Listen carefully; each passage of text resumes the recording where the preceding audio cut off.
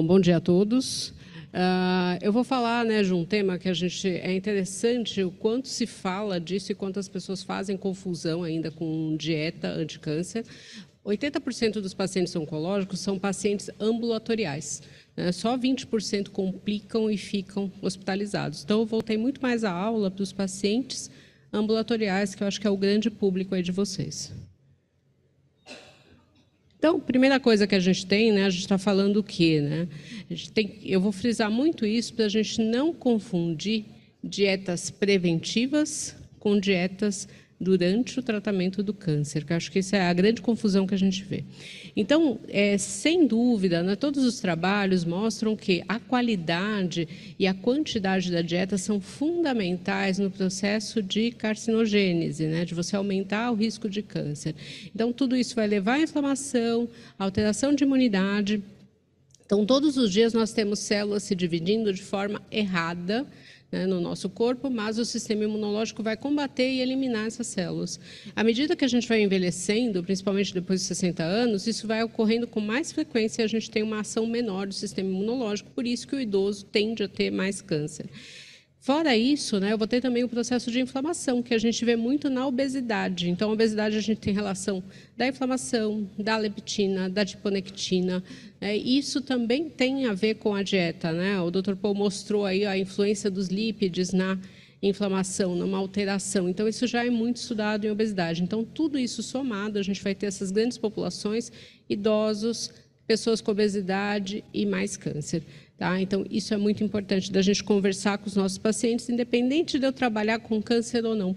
Os pacientes que nos procuram, é interessante você explicar também o porquê que você quer mudar essa dieta. E aí, quando a gente fala em nutrição clínica e oncologia, é essencial eu ter uma avaliação nutricional precoce. Apesar de a gente falar isso, ainda continua sendo pouco frequente o oncologista encaminhar para um profissional de nutrição ao diagnóstico. Isso seria o ideal, porque aí eu já começo a conversar com o meu paciente, eu vou diminuir perda de peso, vou explicar, ou no câncer de mama, que a grande preocupação da gente é o aumento de peso. Então, eu vou conversar já com o meu paciente tudo que eu vou fazer. E quanto mais precoce eu começar, se falou na aula anterior da parenteral precoce. Então, isso é muito importante, a gente precisa realmente começar isso. Só que eu dependo do oncologista ou do hematologista para me encaminhar, então a gente precisa conversar sobre isso. Acompanhamento nutricional, acho que isso aí a gente nem precisa falar, todo mundo que está aqui tem esse interesse, lógico que vai acompanhar, porque não adianta eu avaliar o paciente no início do tratamento e depois eu falar com ele só depois de 3 anos ou no final. A gente precisa acompanhar, porque cada momento é diferente. A gente usa muito suplemento oral, porque esse paciente acaba não conseguindo comer a quantidade adequada, ele tem mais saciedade, ele tem menos apetite, Então, isso vai levar realmente a um menor consumo. Hoje, isso está muito bem estabelecido, que eu preciso ter atividade física. Para eu ter a massa muscular, eu preciso ter uma combinação do estímulo muscular físico, o estímulo físico, mas a alimentação.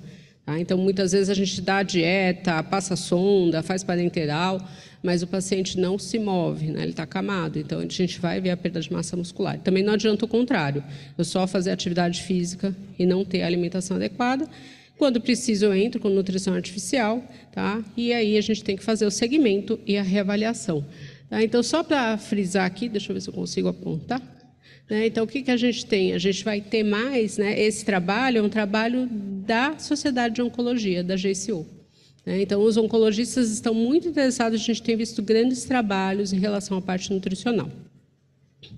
Aqui é um dado do INCA, que é um dado atualizado. Eu trabalho com oncologia já tem 11 anos, e cada vez que sai o dado novo do INCA, os números estão piores. Então, a gente tem visto aqui o que a gente vê. Tirando o câncer de pele, que é o câncer campeão, em termos de prevalência aqui no Brasil, a gente vai ter nas mulheres o câncer de mama, que é o mais prevalente, corresponde a 30% dos casos de câncer, e o câncer de próstata nos homens. O segundo câncer nos dois é o cólon reto, Inclusive, esse mês é o mês aí do azul marinho, né, que é o mês de conscientização do câncer coloretal. Tá? Então, ele é o segundo nos dois, e a gente fala muito pouco desse câncer, e ele costuma dar sintomas muito tardiamente, por isso que está se falando de fazer, muitas vezes, né, fazer a colonoscopia dos pacientes. Falava-se de 50 anos ou mais para você começar a fazer, agora já está se falando de 45. Tá? Então, apesar da gente trabalhar com nutrologia, muitas vezes o paciente, você é o primeiro clínico que ele vai procurar. Então, se você acha que é um paciente de risco, eu acho que é obrigação nossa também pedir exames preventivos, nem que você encaminhe depois. E aí eu acho que começa o nosso primeiro fato e fake. Então, quando eu falo em prevenção ao câncer, né, isso já está muito bem estabelecido. 80% das medidas de prevenção são medidas nutricionais. Então, primeira coisa, eu tenho que diminuir processados e ultraprocessados. Por quê? O ultraprocessado e os processados têm muito sódio, e uma das causas de câncer é aumento do consumo do sal. A gente fala muito pouco disso. Aliás, eu nunca recebi um paciente que restringir o sal da dieta dele. Só recebo o açúcar, tá? Mas o sal é uma das causas. O ultraprocessado tem muito açúcar, e também o excesso de açúcar também está ligado principalmente ao quê? Aumento de peso, né? E para pacientes que têm algum déficit de insulina, alguma resistência à insulina, esse açúcar alto, elevado no sangue, essa hiperglicemia, vai sobrar e pode estimular uma célula cancerígena. Tá? Outra coisa que a gente fala muito pouco é a bebida alcoólica. A bebida alcoólica aumenta o risco de câncer.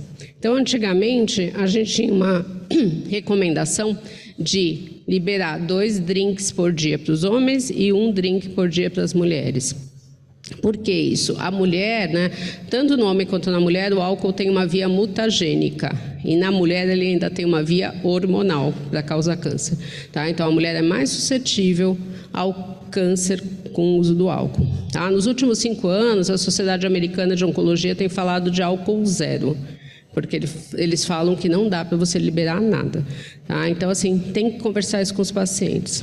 Tá? Outra coisa que a gente tem de estabelecido: verduras, legumes e frutas, né, no consumo diário previnem também o risco de câncer. A amamentação tem a ver com a alimentação, né? Então a gente sabe que ajuda também. Carne vermelha, né? Eu não preciso tirar totalmente a carne vermelha da dieta, mas a redução, sim, né? Fala-se de até meio quilo de consumo por semana. Se eu associar os embutidos, até 700 gramas por semana. Se eu equilibrar isso com ovos, peixe e frango, dificilmente eu passo dessa quantidade. Isso, quando saiu, foi uma bomba nos Estados Unidos, porque eles começam o café da manhã com bacon, né? E eles consomem muito mais carne vermelha ao longo do dia. Aqui no Brasil, a gente tem teoricamente uma alimentação mais equilibrada, e hoje, né, com o preço da carne vermelha, as pessoas estão consumindo mais carne branca. A gente tem até um fator econômico aí diminuindo. E o peso é um fator essencial, tá? A obesidade aumenta o risco de câncer, né? A gente tem 13 tipos de câncer publicados relacionados à obesidade, mas a Obesity Week, que é a Obesity Society, já tem se falado de 26 tipos de câncer.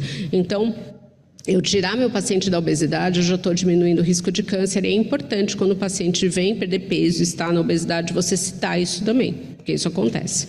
Isso é uma dieta preventiva, né? Isso não é para o meu paciente que está com câncer, mas a gente vê muita gente prescrever essa dieta para o paciente que está tratando câncer, tá? Então são coisas completamente diferentes. Então é muito comum a gente ver o paciente chegar com a carne vermelha proibida, o açúcar proibido, ele não pode comer peixe, porque o peixe no Brasil tem mercúrio, tem não sei o que, não sei o que, não sei o que. Ele não pode consumir nenhum produto industrializado, né? Então ele vem com uma restrição enorme. Outro dia eu atendi que isso eu nunca tinha visto, que o médico proibiu ele de comer fruta também.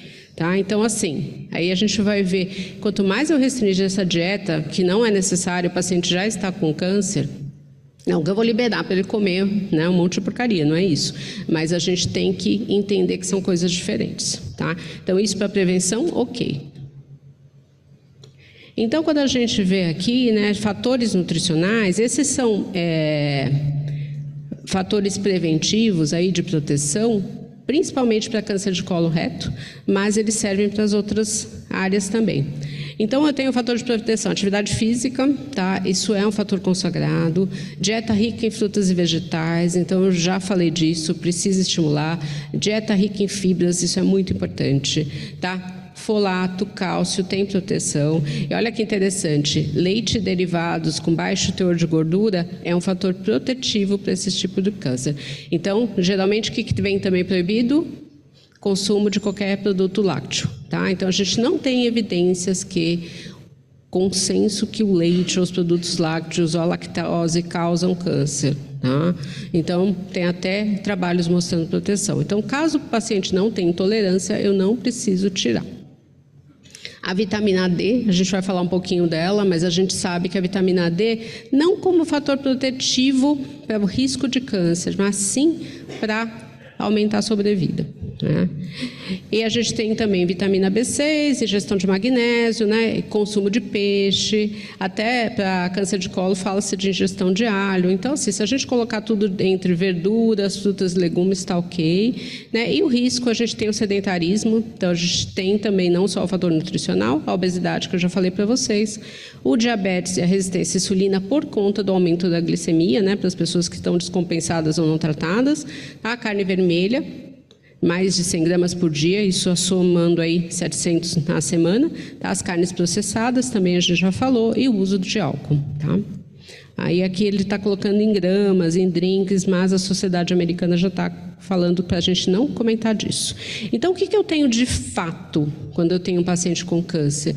Eu tenho que preservar massa muscular, tá? Quanto mais eu estudo a parte de nutrologia, mais eu falo que a massa muscular é o segredo da vida, né? Ela ajuda para a longevidade, ela ajuda para a proteção, ela ajuda para melhorar a sobrevida, então a gente precisa manter isso.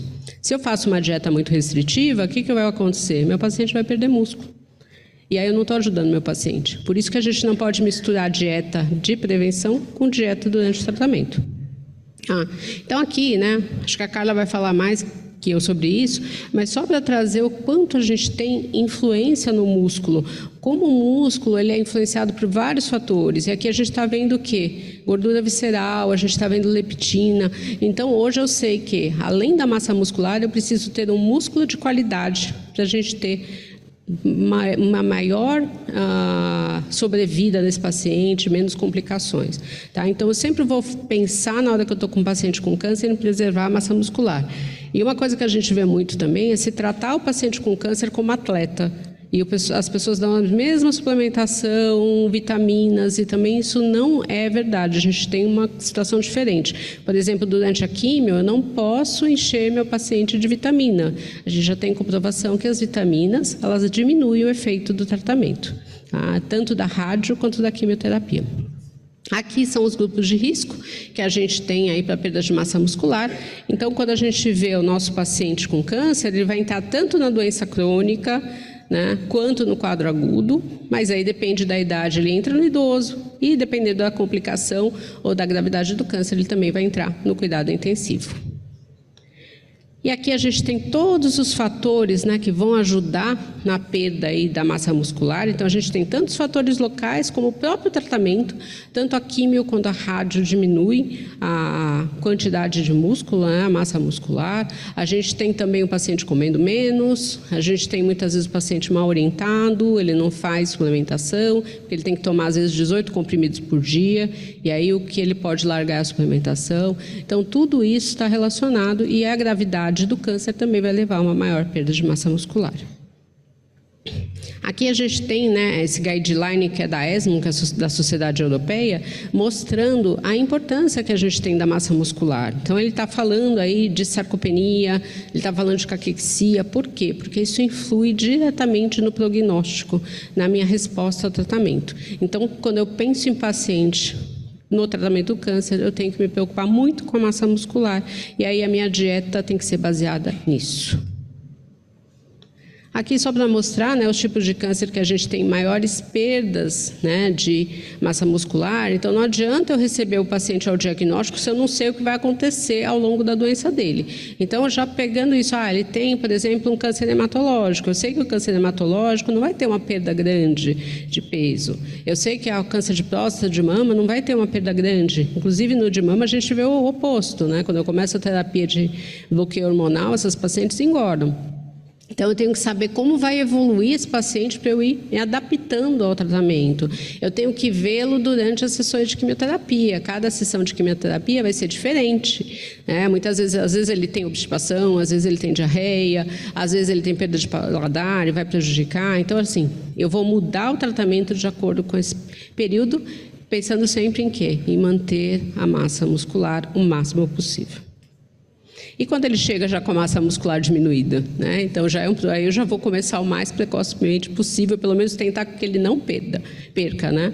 Então, assim, a massa muscular vai ter relação com menor sobrevida, vai ter relação com mais complicações, vai ter relação com mais complicações pós-cirúrgicas, maior permanência muscular, pior resposta à químio, e ela é muito maior nas mulheres, nos diabéticos, nos idosos e nos obesos. Tá? Lembrar que dentro da doença, obesidade, em situações críticas, eu perco mais massa muscular do que gordura, então a gente tem que dar a mesma atenção para o paciente com obesidade do que um paciente desnutrido, e muitas vezes não é isso que acontece.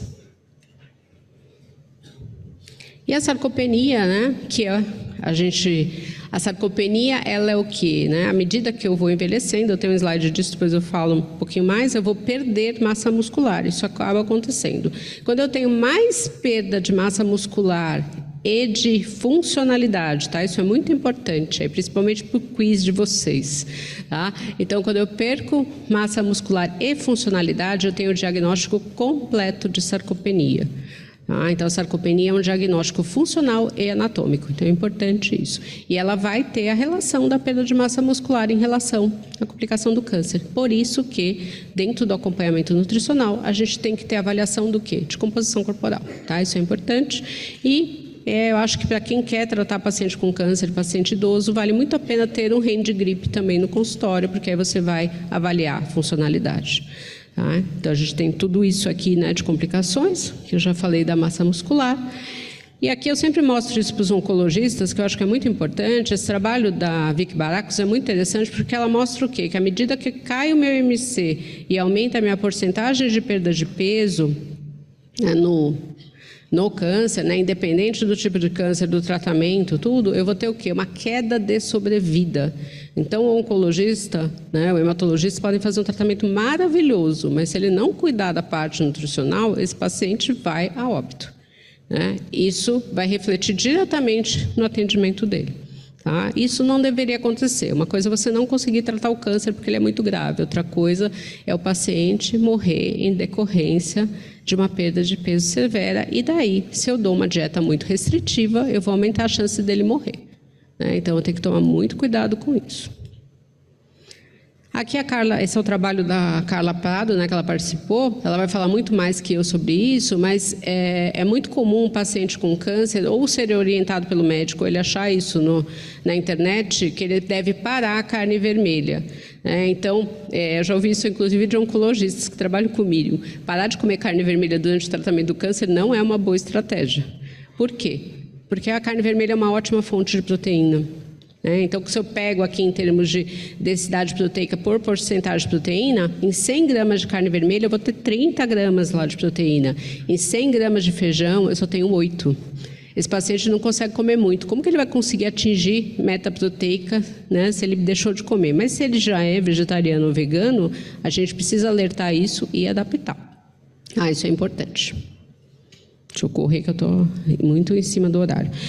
Sarcopenia, então, à medida que quando eu tenho, a partir dos 25, 30 anos, eu já começo a perder massa muscular e essa perda só se acentua ao longo da idade. Se eu fizer exercício, eu vou diminuir a perda, e se eu tiver um consumo adequado de nutrientes, essa perda também vai ser diminuída. Eu consigo parar a perda? Não, tá? Então, é importante dentro do conceito de sarcopenia, por isso que a gente tem a funcionalidade e a parte da anatômica, que seria a quantidade de músculo. E aqui só para mostrar que alguns quimioterápicos vão levar o paciente à sarcopenia, tá? Esses são os principais, mas a gente sabe que durante a quimioterapia isso pode acontecer. Então, tomar cuidado, o paciente chegou super bem no início do tratamento, mas não quer dizer que durante o tratamento ele não vai perder massa muscular. E o jejum intermitente, né? A gente tem falado muito de jejum intermitente em câncer, né? Existe até uma explicação falando do porquê, né, o jejum intermitente associado a mTOR, associado à autofagia, pode ser benéfico, né, em termos de prognóstico, de melhora de tratamento, de maior, receber mais, chegar mais quimioterápico, né, na célula. Então, existem esses trabalhos. Porém, lembrando lá que eu estou falando da dieta restritiva, né? Então parece que o jejum intermitente durante o envelhecimento diminui tumores espontâneos, né? Então a gente está falando de pacientes em termos de prevenção, ele melhora a quimio e a rádio, a resposta, tá? Desde que eu não tenha perda de massa muscular, tá? Isso é muito importante. O problema é que a autofagia, ela vai ter uma função em alguns casos de inibir ou de aumentar a tumorigênese. Então, eu não tenho um consenso dizendo que eu devo aplicar jejum intermitente para os meus pacientes oncológicos, tá? E ainda a gente tem pouco estudos em humanos. Então, tomar muito cuidado, porque muitas vezes a gente tem resultados maravilhosos em modelo animal, mas a hora que a gente coloca isso para as pessoas não funciona tão bem, tá? Então, a gente ainda tem poucos estudos. A explicação fisiológica, biológica, é maravilhosa, mas a gente vê que mesmo assim a gente tem esse contraponto aí de inibir ou de aumentar a tumorigênese. Então, só para falar, a gente tem problema de jejum intermitente, eu tenho vários métodos, né? Então é difícil a gente chegar num consenso qual o jejum intermitente que é o melhor, porque a gente tem estudos. Acabou de sair, né, um estudo aí da American Heart Association em termos de obesidade, né, que mostrou que quanto menos refeições eu tenho, menos efeito na perda de peso, né? Isso foi uma bomba aí para quem trabalha com obesidade, estava usando o jejum intermitente, e em um ano a gente não vê resultados significativos em termos de perda de peso. Parece sim ser uma estratégia interessante, né, a curto prazo para perda de peso. Eu vou usar para os meus pacientes muitas vezes, né, com obesidade, que eu quero acompanhar aí durante o tratamento do câncer, mas com cuidado da massa muscular. E aí, qual o método que eu vou usar? Não se sabe ainda. Dieta cetogênica, apesar da gente ter um trabalho desde 2017 mostrando que a dieta cetogênica não funciona no câncer, muita gente ainda usa. Tá? Então, assim, né, eu trouxe aqui esse jornalista que na época fez a dieta cetogênica, ele parou todo o tratamento, parou a quimio, parou a rádio para fazer isso, né, ele não foi curado, isso foi falado muito na mídia, mas a gente já tem um consenso, né, que a dieta cetogênica para o paciente em tratamento com câncer não funciona. E ela é uma dieta muito restritiva, muitas vezes leva a perda de massa muscular. Então, isso não é fato, tá? Isso é fake quando vocês ouvem, né? E tem gente que faz uma verdadeira tese em cima da dieta cetogênica funcionando para paciente oncológico. E aqui depois vocês podem guardar todos os efeitos colaterais que a gente tem com o uso da dieta cetogênica dentro de um paciente que já tem muito efeito colateral pelo tratamento do câncer. Deixa eu correr aqui que meu tempo já se esgotou. Tá? Então, daqui da vitamina D e câncer, eu acho que o principal é que a maioria dos estudos mostra um impacto na sobrevida desses pacientes. Preciso dar doses altas de vitamina D? Não. Basta eu tratar quem tem deficiência ou insuficiência, e o nível sérico acima de 40 já mostra um fator protetor. Tá? Não preciso lembrar que acima de 90 isso é tóxico, e a gente tem visto muita insuficiência renal aí, pacientes tomando altas doses de vitamina D. Fibras e câncer de colo retal, acho que isso está muito bem estabelecido. Então, dentro de uma alimentação saudável, se eu tiver um bom consumo de fibras, eu vou ter proteção. E é interessante você estimular esse paciente durante o tratamento, né? Porque ele está muito suscetível a mudanças de estilo de vida quando ele descobre o diagnóstico do câncer. Então, a gente tem que conversar sobre isso. Esse estudo é bem interessante, né, que ele mostra aí, né, o papel das nuts que você coloca, né, em termos de diminuição de recidiva de câncer, né, e de morte em câncer de colo retal, lembrando que elas são muito calóricas, então também tem que tomar cuidado com o ganho de gordura, de obesidade nesses pacientes. Tá? Eles estão falando de 2 ou mais por semana, né? Então tomar cuidado. E a manteiga de amendoim, né, os estudos falam para tomar cuidado também, porque ela é muito calórica e é diferente de você comer o amendoim e comer a manteiga de amendoim. Então, só para concluir, dieta preventiva é dieta preventiva. Dieta durante o tratamento de câncer é visando a redução aí da perda da massa muscular, é isso que a gente precisa visar. Modelo animal não é a mesma coisa que modelo em humanos, então não dá para eu falar que um trabalho que mostrou que aconteceu isso nos animais vai acontecer a mesma coisa em humanos. Eu preciso ver se aquela substância tem em estudos em humanos, tá? E eu coloquei aqui de buscar informações na sociedade de oncologia, tá? Uma coisa que eu tenho visto muito a gente está tendo cada vez menos trabalhos nas sociedades de nutrição sobre câncer, e as pessoas que estudam isso estão migrando e publicando na Sociedade de Oncologia. Os sites deles estão muito bons, não que vocês não devam procurar nos sites das sociedades de nutrição também, tá? De nutrição e nutrologia, mas vale a pena dar uma olhada nas sociedades de oncologia, principalmente a americana e a europeia, eles têm coisas muito interessantes aí. Tá bom? É isso. Nesse QR Code tem todos os meus contatos. Caso alguém não consiga tirar sua dúvida ou queira lembrou alguma coisa, pode entrar em contato comigo. Vai ser um prazer responder. Obrigada.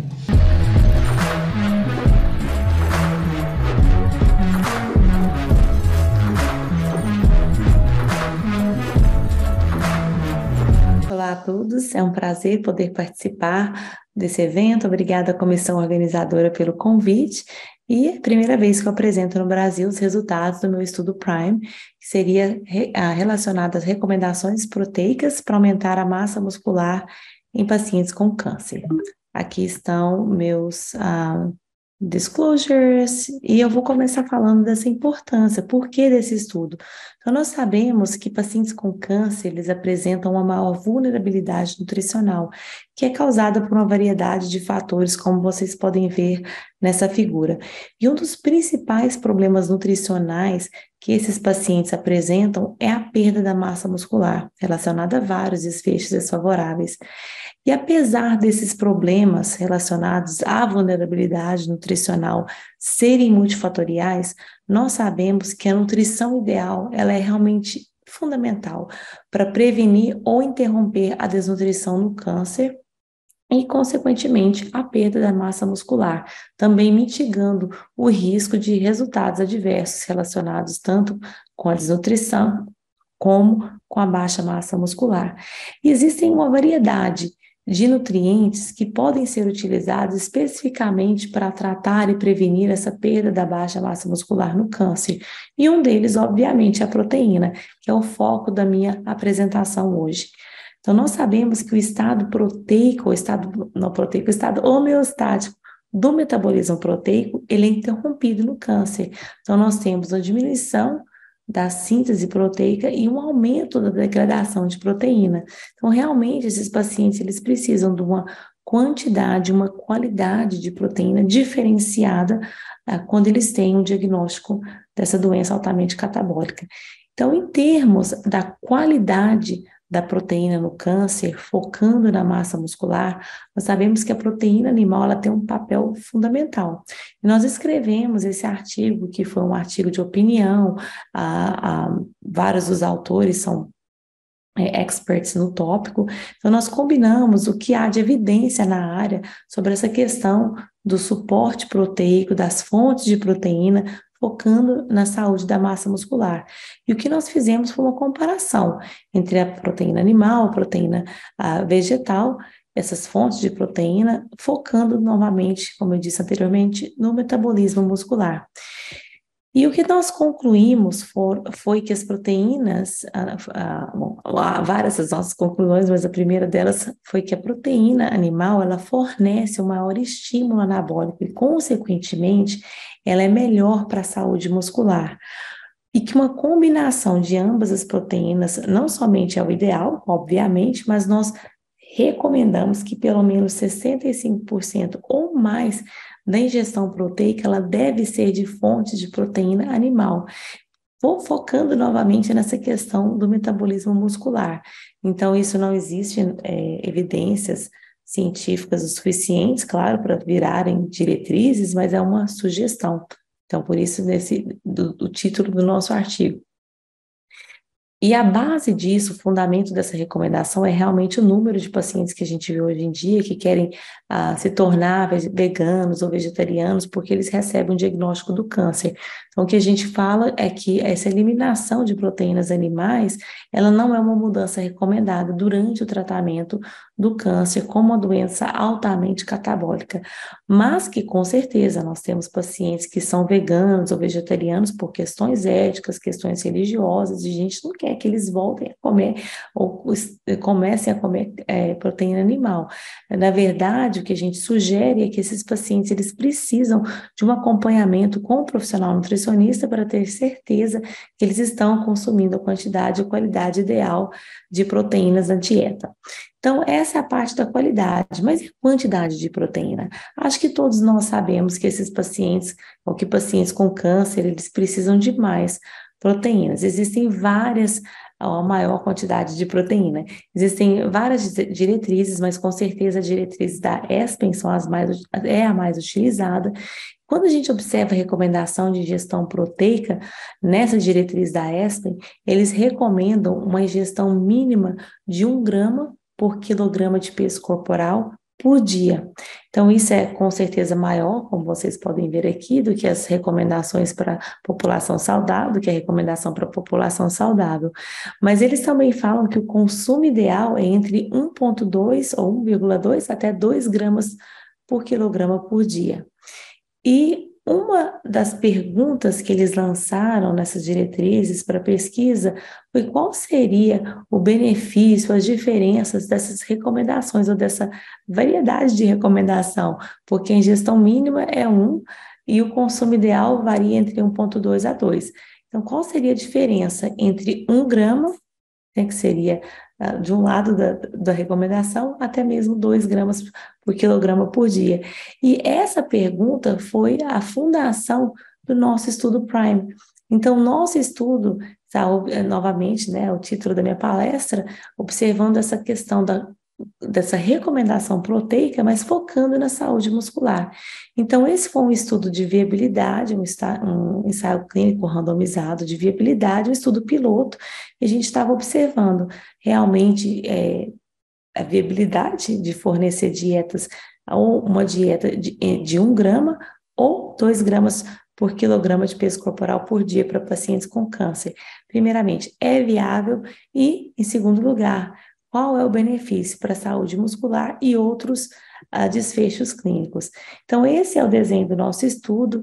Esses pacientes, eles eram um acesso do estado nutricional, de várias outras variáveis, como vocês podem ver nessa figura, foi feito no início do estudo, nas 6 semanas e em 12 semanas. Então, o estudo completo eram 12 semanas.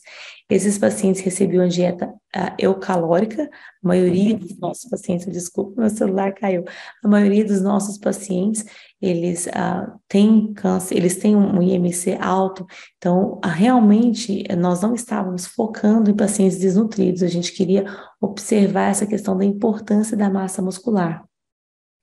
Então, eles eram randomizados para receberem 2 gramas por quilograma por dia ou 1 grama por quilograma por dia.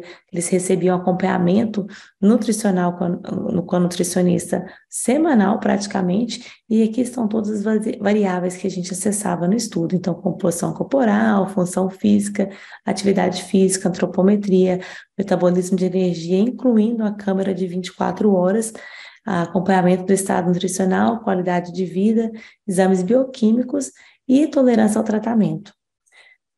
Aqui nós temos o fluxograma do nosso estudo, vocês podem ver o número de pacientes que eram elegíveis para o nosso estudo, excluímos vários pacientes, então acho que a gente pode discutir isso um pouquinho mais, se vocês tiverem interesse, durante perguntas e respostas, mas nós tínhamos 62 pacientes que foram incluídos que a gente acessou no início do estudo e 50 foram randomizados. Então, vocês podem ver que apesar de 50 terem sido randomizados, na semana 6 nós tínhamos 44 pacientes, nós terminamos o estudo com 40 pacientes na semana 12. Nós fizemos a análise para intention to treat, com 50 pacientes, 25 em cada braço do estudo. Então, nossa análise no grupo de 1 grama por quilograma por dia, nossa análise não, então, intention to treat eram 50, mas 23 terminaram no 1 grama e 17 terminaram 2 gramas por quilograma de peso corporal. Aqui nós podemos ver os dados do início dos pacientes, do início do estudo.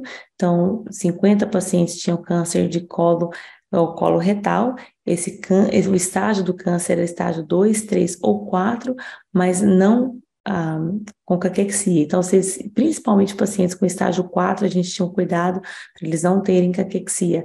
A média da idade, o médio do IMC, a maioria desses pacientes tinham excesso de peso, por isso que a dieta eucalórica para esses pacientes, 78% deles tinham câncer de colo e a grande maioria o estágio 3 de câncer. E aqui vocês podem ver os primeiros dados do nosso estudo. Eu coloquei para vocês por favor, terem descrição, porque esses resultados ainda não foram publicados. Então, por favor, não compartilhem fotos em redes sociais, porque alguns jornais têm restrição sobre isso. Então, aqui nós podemos ver a diferença do consumo proteico entre o grupo que recebia 1 grama por quilograma por dia em verde, e em amarelo o grupo que recebia 2 gramas por quilograma por dia, no início do estudo, semana 6 e a semana 12. Então, como vocês podem ver, aqui nós observamos que a média do consumo no grupo de 1 grama por quilograma por dia foi 1,2 gramas por quilograma por dia, e a média no grupo de 2 gramas por quilograma por dia foi de 1,6 gramas por quilograma por dia. Então, bem abaixo do que a gente estava esperando atingir de 2 gramas por quilograma por dia, e aqui o grupo de 1 grama, eles aumentaram um pouco, mas não foi significativa, mas houve um aumento significativo do consumo proteico no grupo de 2 gramas, recebendo uma quantidade maior de proteína, 2 gramas por quilograma por dia. Então, o que nós observamos foi que, apesar de haver esse aumento de proteína, foi bem abaixo do que a gente esperava, mesmo com esse acompanhamento intenso. Então, esse consumo de 2 gramas por quilograma por dia, como sugerido na diretriz, foi muito desafiador no contexto do nosso estudo. E lembrando que a nossa intenção da diferença entre os braços do estudo era de pelo menos 1 grama por quilograma por dia. Então, essa seria a diferença que a gente estava idealizando, mas nós obtivemos apenas uma diferença real de 0,4 gramas de consumo proteico por quilograma por dia, de diferença entre esses pacientes. Então, com certeza uma diferença significativa, mas olhando no lado positivo, esse aconselhamento nutricional, no contexto do nosso estudo, foi sim foi sim beneficial para esses pacientes, porque aumentou positivamente a ingestão de proteína. Então, aqui a gente pode ver essa distribuição do consumo proteico entre os pacientes, novamente comparando os 2 braços do estudo. Se a gente olha, observa essa questão do 2 gramas por quilograma por dia, 35% dos pacientes estavam consumindo 2 gramas ou mais nesse grupo de 2 gramas, então longe do que era esperado, de 100%, mas a gente conseguiu aumentar esse aumento de proteína. E somente menos de 10%, aproximadamente 9%, no grupo de 1 grama por quilograma por dia, eles conseguiram consumir 2 gramas ou mais de proteína. E agora, acho que todo mundo deve estar pensando, e aí, aumenta a massa muscular? Então, nós estamos ainda estudando ou fazendo análise de outros dados de composição corporal desses pacientes, mas o nosso instrumento principal no estudo foi o DEXA, porque a gente precisava dessa medida em 3 tempos do estudo. Então, esses são os dados do DEXA, E o DEX, ele não fornece uma medida direta da massa muscular, como vocês podem saber. Então, a gente está medindo a massa magra pendicular, que seria a massa magra, o músculo, né, dos braços e da perna, como vocês podem ver nessa figura, mas também inclui tecido fibrótico, inclui a pele. Então, não é o músculo puro, como se pode dizer. Então, realmente, essa massa magra pendicular. Mas o que vocês podem ver aqui é que, apesar do nosso estudo não ter poder para observar a diferença entre os grupos, essa diferença foi bem perto de ser significativa. Então, como foi um estudo piloto de viabilidade, a gente não tinha poder na amostra para ver uma diferença de massa muscular, mas isso foi bem perto de ser significativo, o que é muito interessante para nós. E a gente está agora analisando os dados da tomografia para ver se houve essa diferença. Então, esses são os dados da Intention to Treat Analysis. Quando a gente agora observa, explora outras formas de interpretar esses resultados, por exemplo, usando equações de estimativa generalizada, vocês podem ver essa questão da diferença na massa magra pendicular relacionada ao consumo proteico. O que a gente observou nessa figura muito interessante é que um aumento de 1 grama por quilograma por dia de consumo proteico foi relacionado a um aumento dessa massa magra pendicular de aproximadamente 1,6%, que é muito interessante. E apesar de nós não vermos mudanças na função física, quando a gente olha a Intention to Treat Analysis, a gente fez o SPPB e a força de preensão palmar, novamente, quando a gente olha a equação de estimativa generalizada, eu não estou mostrando aqui para vocês a figura, mas o que a gente observa é que, novamente, a gente notou que um aumento de 1 grama por quilograma por dia no consumo proteico foi relacionado a um aumento de 0,4 pontos no SPPB. Então, novamente, nós tínhamos poder para observar essas diferenças, então não é justo com o estudo a gente interpretar, mas dados positivos que mostram que o consumo proteico está, sim, relacionado à saúde muscular. Então, para concluir, nós observamos que um potencial muito interessante para a terapia nutricional, mas que atingir 2 gramas por quilograma por dia não foi viável. E eu não mencionei para vocês, mas a nossa intervenção, realmente o que a gente visou com esse estudo foi atingir 2 gramas, atingir as necessidades através da alimentação, somente com comida, não utilizamos nenhuma outra, não utilizamos, por exemplo, suplementos nutricionais orais. E realmente a gente não conseguiu. Como vocês podem ver, apenas 35% das pessoas do grupo de 2 gramas atingiu esse número, ou essa quantidade. Mas nós observamos o impacto positivo da intervenção nutricional, mas com certeza nós precisamos de ensaios definitivos para explorar completamente essa significância, não somente estatística, mas também clínica dos nossos dados. E acho que a gente quero terminar falando de aplicações futuras, não somente dessa questão da quantidade de proteína, mas combinando com os outros nutrientes que eu mencionei para vocês. Se vocês têm interesse nessa área e desenvolver estudos utilizando a nutrição para prevenir ou tratar a baixa massa muscular ou a sarcopenia ou a caquexia em pacientes com câncer ou outros estados clínicos, eu recomendo esse artigo que nós publicamos, realmente mostrando tudo que tem sido feito, com várias dicas para quem está estabelecendo estudos. E para quem está, né, pensando em desenvolver estudos. 20% dos artigos, ou dos estudos, não dos artigos, dos estudos que estão sendo feitos agora são relacionados ao câncer. Então, se vocês são dessa área, esse é realmente um artigo que eu recomendo vocês a lerem.